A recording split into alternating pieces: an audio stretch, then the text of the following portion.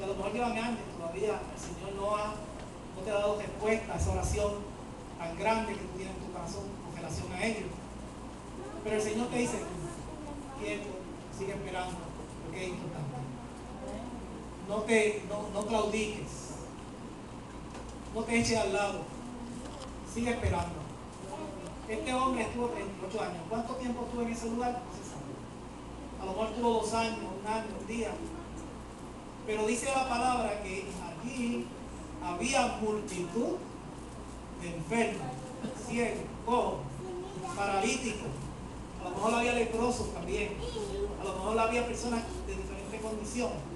Y todos estaban esperando allí el milagro. Un milagro. Uno nada más. No están esperando 2 milagros, uno nada más, hermano. Y todos esperando lo mismo. Y esta persona, si usted, cuando leamos al pasado, usted se va a dar cuenta que se le hacía difícil. Vamos a ver. Dice, después de estas cosas, no que sale por así, pero no habéis usado. Después de estas cosas había una fiesta de los judíos y subió Jesús a Jerusalén. Y en Jerusalén, cerca de la puerta de las ovejas, un estanque llamado en hebreo Bethesda, el cual tiene 5 puertas. Los pórticos son los patios. En estos yacía una multitud de enfermos, ciegos, cojos, paralíticos. ¿Y qué todos hacían? Esperando el movimiento del agua. Porque un ángel descendía de tiempo en tiempo, no dice qué tiempo, a lo mejor era todos los días, a lo mejor era una vez al mes, una vez al año, no se sabe. Pero de tiempo en tiempo, dice ahí, al estanque, y agitaba el agua, y el primero que descendía al estanque, después del movimiento del agua, quedaba sano de cualquier enfermedad. Y había allí un hombre que hacía 38 años que estaba enfermo. Y cuando Jesús le había acostado y supo que llevaba ya mucho tiempo así, le dijo, ¿quieres ser sano? Alabado sea el nombre del Señor. Le llegó la oportunidad a ese hombre, hermano. Le llegó la oportunidad. Pero tuvo mucho tiempo esperando. Mira las dificultades que tenía. Primero la multitud. Yo imagino que cuando el ángel movía el agua, eso era todo el mundo para el agua. Pero solamente uno, el primero que llegaba, ese era el que recibía sanidad. A lo mejor eres tú, a lo mejor soy yo, estamos esperando ese milagro de sanidad en nuestra vida. Pero tenemos que esperar que el ángel descienda, me va a las aguas y todo el mundo a cogerlo. Yo imagino que eso sería un caos terrible. Todo el mundo cojo, ciego. Yo imagino que los ciegos iban para allá, cogían por otro lado, como veía, no sabían dónde estaba las aguas. Muchas de esas personas a lo mejor estaban solas allí. Pero lo triste de este hombre es lo siguiente, hermano. Es que esta persona no tenía a nadie. No tenía un amigo. ¿Dónde están los amigos?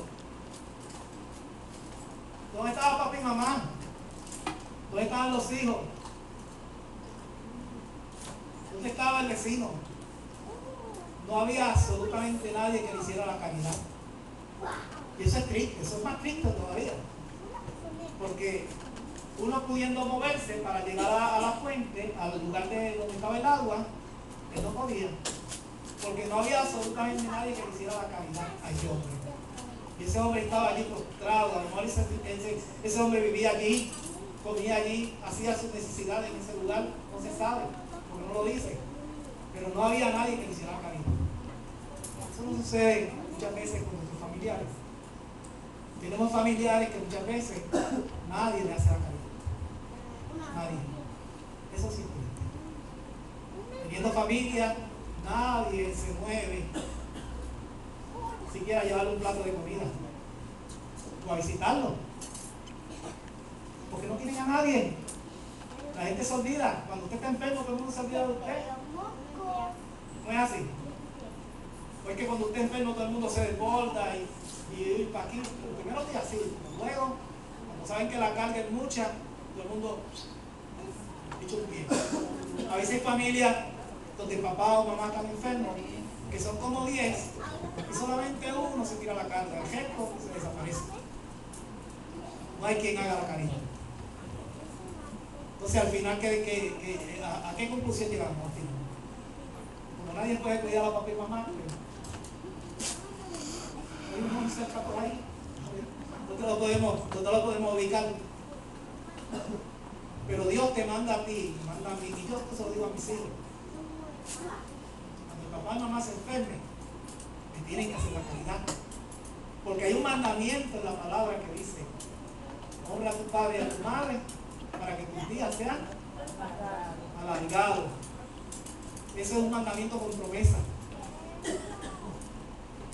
Lo que tú no hagas con papá y mamá, eso mismo te van a hacer a ti. Tú vas a caer en exagerada, porque tú vas a envejecer. O sea, utilicemos la caridad para con otros, hermanos. Porque este hombre no había absolutamente nadie que le hiciera la caridad. Y fíjense que la paciencia de ese hombre, esperar tanto tiempo ahí sin poder moverse, eso es perseverancia, ¿no? Perseverar tanto tiempo enfermo. ¿Algunos qué hacen? ¿Se van? Yo imagino que en esa multitud había personas que no resistieron de espera. Se fueron. Claudicaron. Así pasa con muchos, ¿verdad?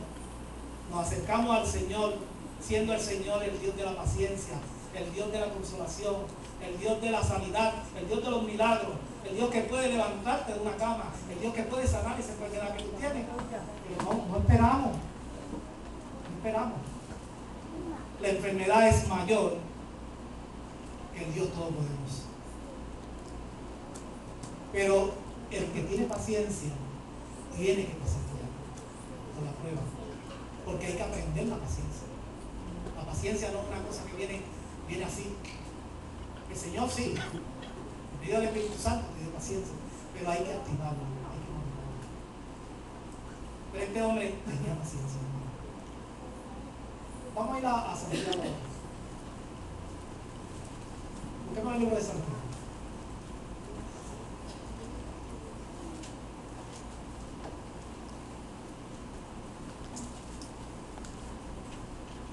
Santiago capítulo 1, versículo del 1 al 4.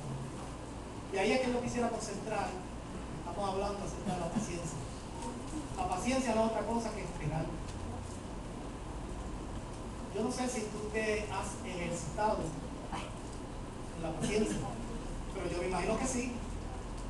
Porque todos los que están aquí han pasado por tribulación.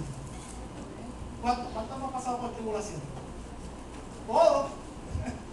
No se me quede ninguno, hermano, levantando las manos. Usted ha pasado por tribulación igual que yo. Unas más fuertes, otras más suaves, pero hemos pasado por grandes tribulaciones. Y esas tribulaciones nos han llevado al borde de ¿qué?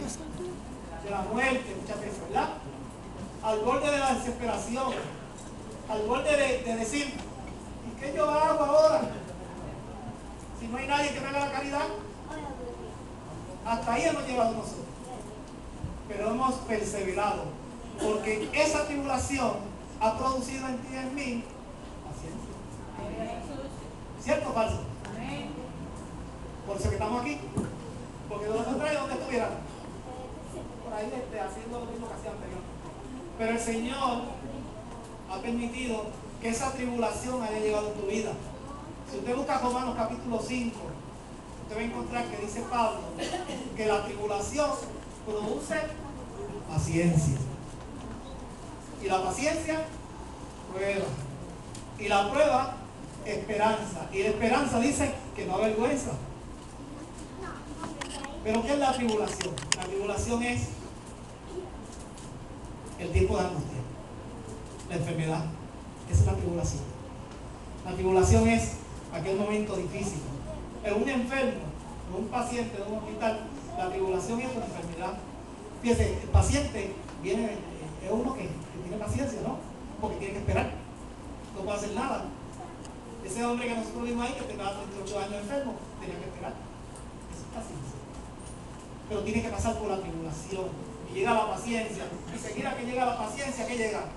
La prueba. ¿Y por qué la prueba? Vamos a ver lo que dice Santiago.